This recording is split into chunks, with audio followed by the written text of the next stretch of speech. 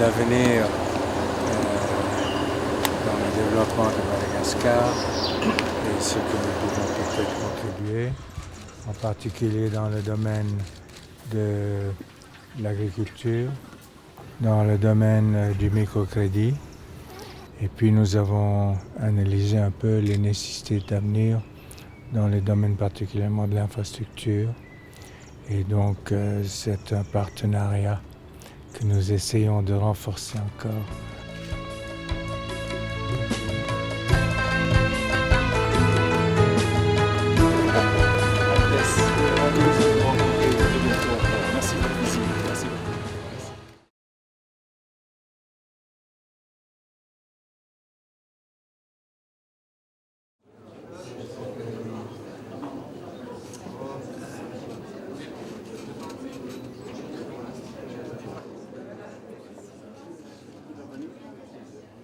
Son Altesse, honorables invités, l'honneur m'échoit de vous souhaiter la bienvenue en terre malgache, au nom de son Excellence M. Marc Ravalman, président de la République et du gouvernement et du peuple malgache, et aussi de vous présenter nos chaleureuses félicitations pour votre jubilé d'or marquant le 50e anniversaire de votre accession à l'imama.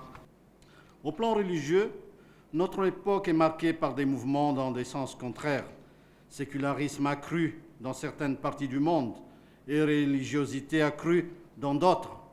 Aussi, votre attitude de chef spirituel tolérant, modéré et respectueux des autres est-elle précieuse.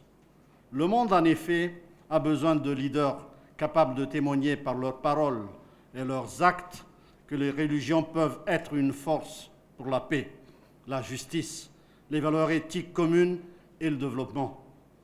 Son Altesse, la communauté ismaéliste à Madagascar est modeste en nombre, mais très importante au plan de la présence économique. Elle est bien intégrée dans la société malgache et laborieuse et réussit merveilleusement dans les affaires.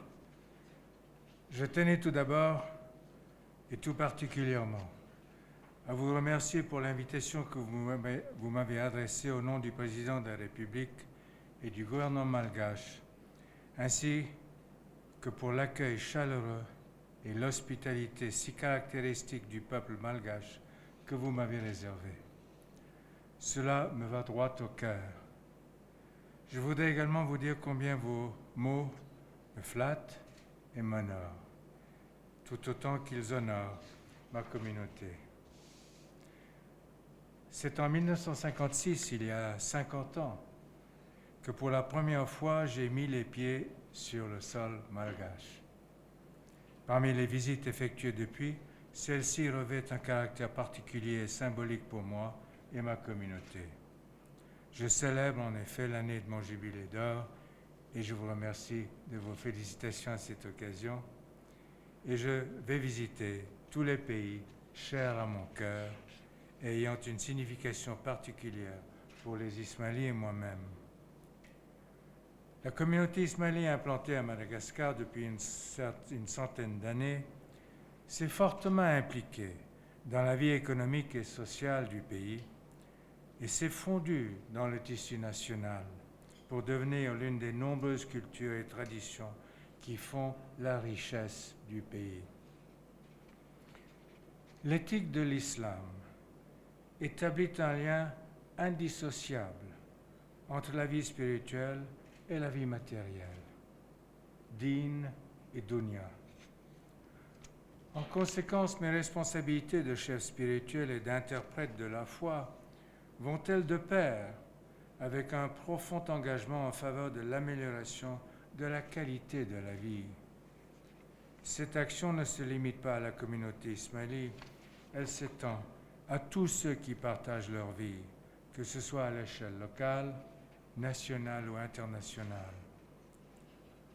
Notre devoir est de chercher à libérer les hommes de la pauvreté. Et pour moi, pauvreté signifie être sans abri, sans protection, sans accès à la médecine, à l'éducation, au crédit et sans espoir d'autonomie face à son destin. C'est pourquoi, en tant qu'imam des Ismaélis, j'ai considéré qu'il était de mon devoir de relever les défis auxquels ces populations sont confrontées aujourd'hui. J'ai choisi de m'engager dans des projets de développement dans tous ces domaines, par l'intermédiaire d'un groupe d'agences privées connu sous le nom de Réseau Aga Khan de développement, EKDN, un réseau multisectoriel ayant pour but de combattre la pauvreté au service de tous, sans distinction de religion ni d'origine. En mai 2005, avec le soutien du gouvernement de Madagascar et des ministres ici présents, nous avons identifié la région de Sofia afin d'y établir un programme de développement rural. Et, Monsieur le Premier ministre, vous avez bien voulu vous y référer. Ce programme, utilisant des méthodes novatrices, notamment dans la formation des paysans, a permis de doubler le rendement à l'hectare de la production risicole et bénéficie d'ores et déjà à près de 10 000 agriculteurs participants. En s'appuyant sur son savoir-faire acquis dans plus de 12 pays d'Afrique et d'Asie, nous avons également introduit en 2006 à Madagascar une agence de microfinance, la PAMF, qui compte à ce jour 7 filiales en zone rurale et urbaine et près de 3 000 clients. L'importance capitale que le Madagascar Action Plan accorde à l'éducation a particulièrement retenu notre attention car il concourt avec l'approche de notre réseau. L'objectif est de stopper la fuite des cerveaux, véritable fléau des pays en voie de développement, en proposant des universités aux standards internationaux dans des campus régionaux tels que celui que je viens juste d'annoncer à Arusha, qui pourrait à terme servir tous les pays de l'Afrique de l'Est et de l'océan Indien. Madagascar, en ayant identifié les défis auxquels sa population fait face, a clairement défini sa feuille de route. Et c'est en partageant de manière idoine avec le réseau Aga Khan de développement sa vision du futur que nous pouvons dorénavant avancer main dans la main pour les générations à venir. Merci.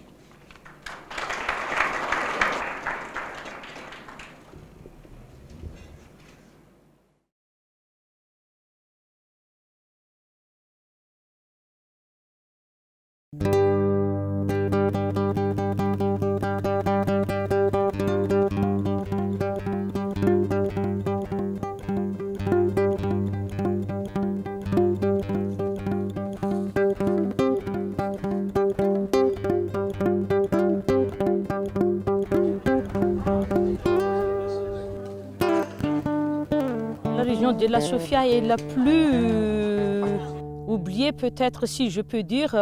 On ne trouve même pas des organisations internationales. Donc la Fondation Aga Khan était vraiment souhaitée par la population. Au démarrage de ce programme, c'était mai 2005. La production dans la région de Sofia était de 1,7 tonnes par hectare. Actuellement, à travers de l'appui apporté par la Fondation Aga Khan, nous sommes arrivés jusqu'à 5 tonnes. En général, les paysans qui ont déjà commencé à travailler avec nous, donc ils ont commencé à faire aussi extension sur leur propre champ, quoi. Vu l'existence de l'ACAM dans la région, donc l'ACAM propose des prêts groupés pour les riziculteurs pour financer leur reste de terrain et surtout pour financer la main-d'œuvre de repiquage.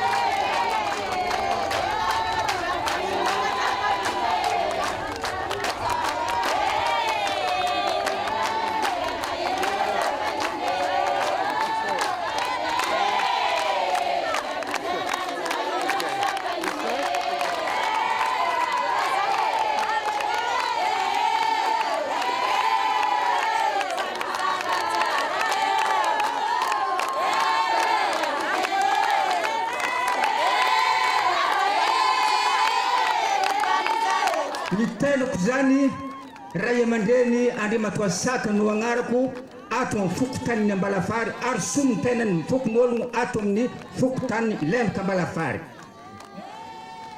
Faly mirahabanareo ny tenanay noho ny fahatongavanareo ato amin'ny lemaka Ambalafary aminay zao. Comme vous le savez, notre pays aujourd'hui met en œuvre le plan d'action en Madagascar. Et ce plan d'action prévoit de doubler ou de tripler la production alimentaire dans un délai très court pour que notre producteur ou pour que le peuple malgache soit rassasié. L'impact du projet ou la contribution du projet de la Fondation Aga Khan dans cet objectif n'est pas négligeable. Par le renforcement des capacités des producteurs, par l'approche participative aux recherches appliquées de la gestion intégrée du riz, ou la PRAGIR qu'ils appliquent ici dans cette région, on a pu doubler ou même tripler la production des paysans dans certains endroits. L'impact du volet microfinance commence aussi à porter son fruit actuellement et permettez-moi, Son Altesse, de vous exprimer le souhait du gouvernement d'étendre dans une échelle encore plus grande les activités du projet et pourquoi pas dans d'autres régions et dans d'autres domaines. Son Altesse, au nom du ministère de l'Agriculture, de l'Élevage et de la Pêche et du gouvernement, nous vous exprimons notre profonde gratitude d'avoir visité pour la 3e fois Madagascar et d'avoir visité cette région. Vive la coopération Fondation Aga Khan avec l'État malgache. Mesdames et messieurs, je vous remercie. Messieurs, Mesdames les autorités, partenaires dans ce programme à Sofia, je vous souhaite d'abord, comme on dit chez nous aussi, salam, c'est-à-dire la paix parmi tous. Je voulais profiter de cette occasion pour vous remercier.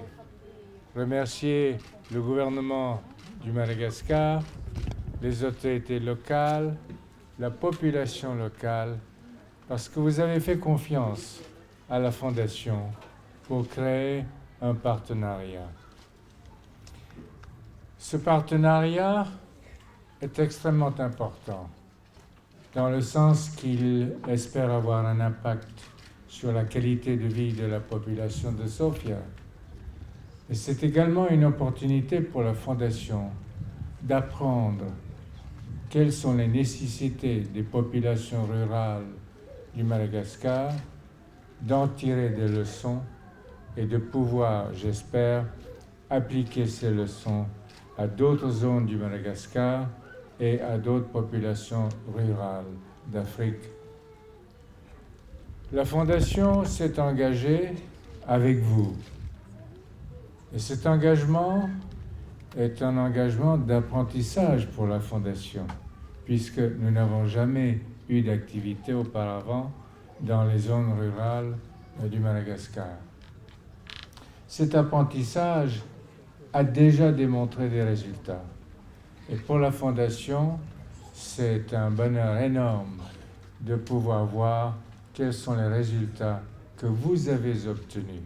D'abord, je voudrais vous confirmer que la Fondation souhaite élargir ses activités dans la région et faire bénéficier d'autres populations rurales du Madagascar de ce que nous avons appris ici. Mais nous voulons étendre nos activités à différents domaines, dans la santé, dans l'éducation et dans l'habitat. Et je souhaite que dans les années à venir, nous puissions faire grandir notre partenariat pour avoir un impact encore plus large sur la qualité de vie des populations de Sofia et ailleurs. Le microcrédit. Le microcrédit doit être soutenu, élargi, développé, et il doit vous apporter de nouveaux soutiens dans de nouvelles activités, dans la santé, dans l'éducation, dans le commerce, dans l'infrastructure, Donc, je regarde vers l'avenir avec une très grande confiance. Confiance parce que ce partenariat auquel vous avez bien voulu vous joindre est en train de se révéler comme un partenariat victorieux. Et je crois que dans la victoire, nous pouvons tous être très très heureux. Et je vous en félicite et je vous remercie.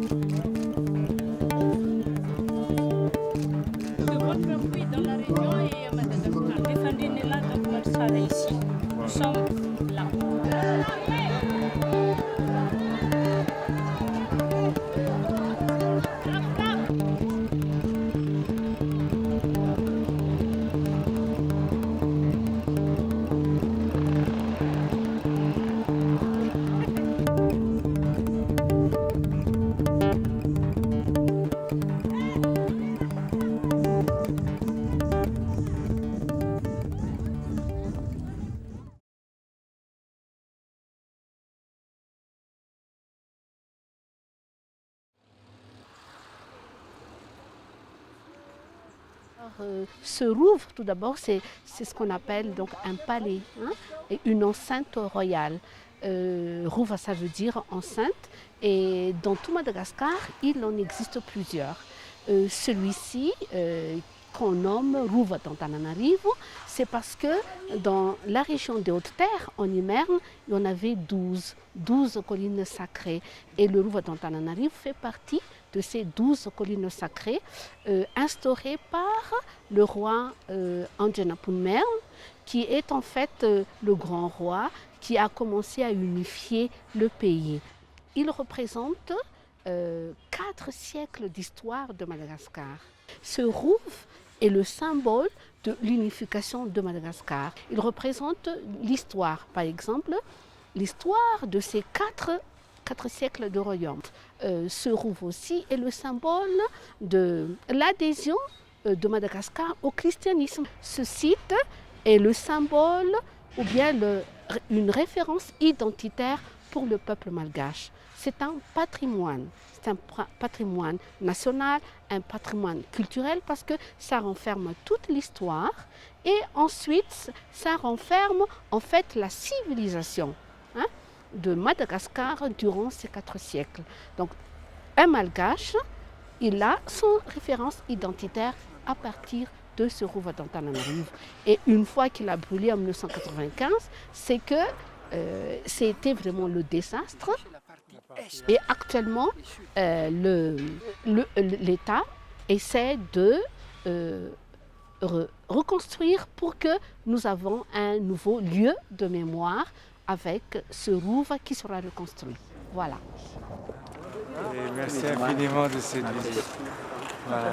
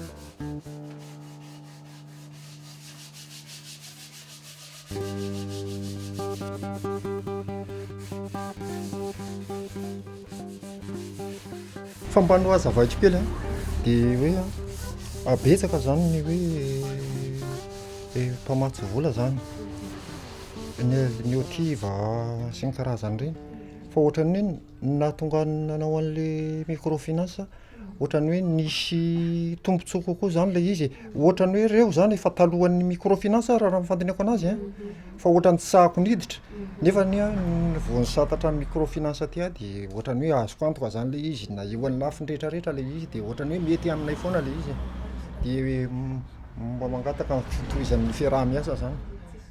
Ny fianakaviana aloha zay fa manana ohatran'ny anona zao ny ankohonanay zao dia izy zao roa ny zanany ny rahalako aty dia ny ako roa ny zanako zany hoe efa mianaka zany zay raha marina ny hoe izy efa mianaka ny eo amin'ny trano dia efa mianaka dia tena hoe mieritraka tsara mihitsy satria hitanao hoe ny fiainana amin'izao hoe be dia be ny zavatra tsy maintsy saninao mitokantrano ny fianaran'ny ankizy ny zavatra rehetra zany dia hita hoe zay mihitsy zany le tena hoe nanome solution mihitsy le famatsinan'le vola satria nahavita ny zavatra rehetra tokony natao.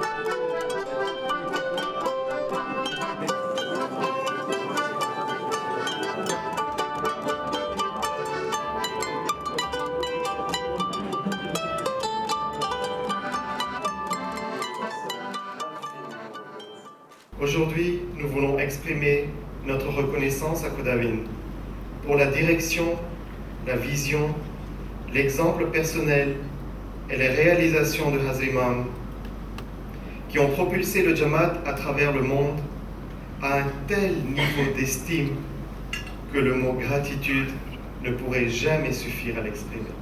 Combien de fois avons-nous personnellement vécu cette extraordinaire expérience?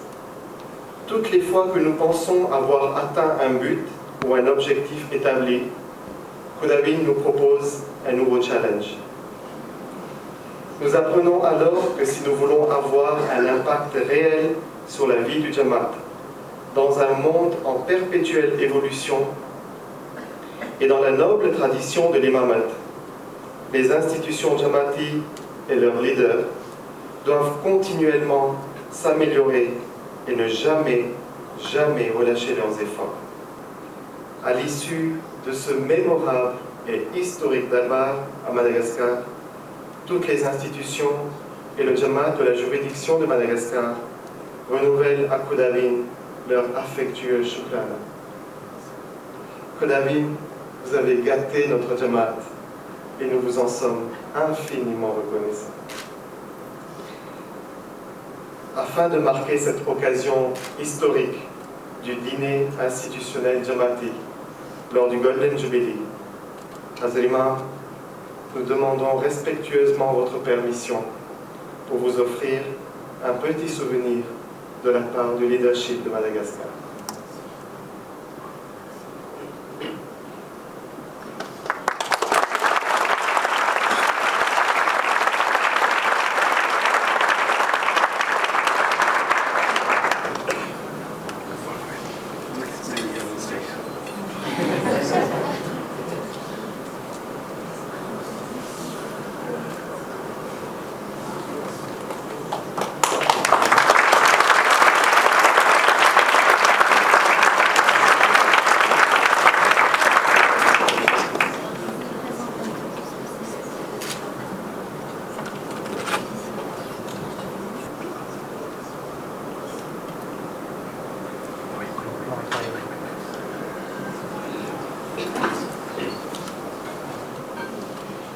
chers enfants spirituels, vous m'avez gâté.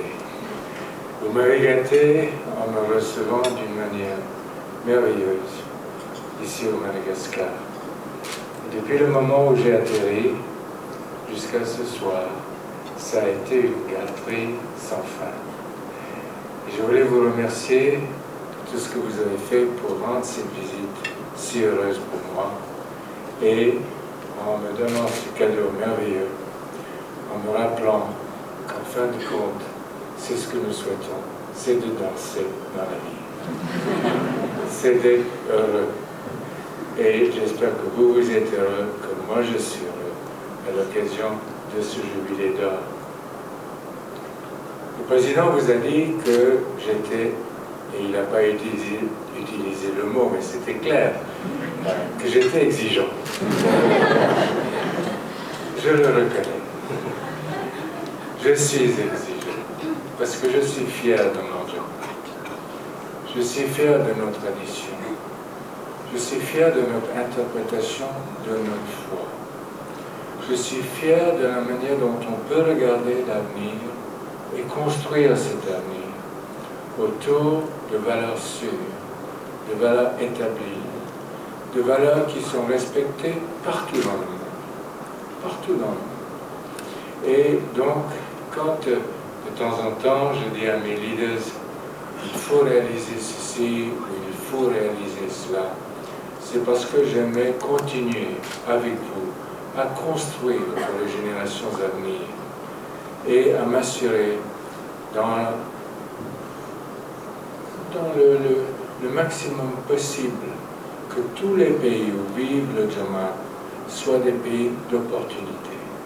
Il faut qu'on partage les connaissances que nous avons d'une communauté à l'autre, d'une institution à l'autre. Il faut que nous fassions de la communauté ismaélienne dans le monde une énorme famille, talentueuse, compétente, respectée. Et ça, c'est l'objectif que j'ai pour mon Jamaat. Et les leaders qui sont là ce soir représentent cet effort. C'est vous qui permettez d'avancer, c'est pas moi. C'est les leaders du Jamaat, c'est le Jamaat en entier qui s'engagent dans la direction que l'imam du temps vous demande de suivre. Parce qu'il est confiant que c'est la bonne direction pour nous de suivre. Et de temps en temps, j'entends dire, mais comment est-ce que vous faites? Et j'ai envie de leur dire, c'est pas moi, c'est mon Jamaat. Et ça me fait rire quelquefois quand j'entends des personnes qui me disent, qu'est-ce que vous avez de la chance? Et j'ai envie de leur dire, vous n'avez aucune idée quelle chance j'ai. Parce que j'ai pas envie de les rendre encore plus jaloux qu'ils ne le sont. En tout cas, je voulais vous dire que cette visite au Madagascar a été une visite merveilleuse, que j'ai confiance dans l'avenir au Madagascar et en Afrique, que nous devons continuer à travailler, construire pour l'avenir de ces pays et construire des institutions stables et aider dans la bonne gouvernance. Il va falloir du temps pour construire des formules de gouvernance qui correspondent à ce dont nous avons besoin dans les différents pays où vive la communauté. Et je crois que nous allons voir assez souvent des faillites dans la démocratie. Parce que la démocratie n'est pas une notion qui peut s'appliquer de la même manière partout dans le monde. Il faudra beaucoup de travail, beaucoup de patience, beaucoup d'éducation. Parce que la gouvernance est une réalité qui change dans le temps, comme les populations changent dans le temps. Et donc, il faut avoir l'humilité pour dire j'ai besoin d'apprendre, j'ai besoin de construire, j'ai besoin de permettre à nos sociétés de se gouverner d'une manière compétente et équitable pour tout le monde. Et ce n'est pas facile. Je suis conscient qu'il y a devant nous mais des années où il faudra aider les pays en voie de développement d'Afrique et d'Asie de dialoguer sur ces sujets d'une manière ouverte et franche. Parce que finalement, c'est dans le débat public de ce genre de problème qu'on trouve souvent les meilleures solutions parce qu'on arrive à créer un consensus autour d'un certain nombre de notions. Le point qui probablement vous inquiète aussi, c'est les rapports entre l'islam et l'Occident. J'en suis très conscient. Les rapports entre différentes interprétations de l'islam, je ne veux pas entrer dans les détails ce soir. Je vous assure que je suis ça de très très près. Et je crois que nous n'avons aucune raison de changer les lignes directrices qui sont les nôtres. Suivons les lignes directrices qui sont les nôtres. Elles sont légitimes, elles sont intelligentes et je pense qu'elles ont fait leur preuve dans le temps. Bon, je vous souhaite des années de bonheur et de succès dans tout ce que vous faites et je vous exprime toute ma gratitude pour la contribution que vous avez faite, que vous continuerez à faire pour la qualité de vie des populations des pays où vous vivez et du Jamaat. Et de loin, je regarde ce que vous faites. Et attention, j'écoute. J'écoute et j'essaie de comprendre les problèmes que vous avez à traiter. Bonne soirée.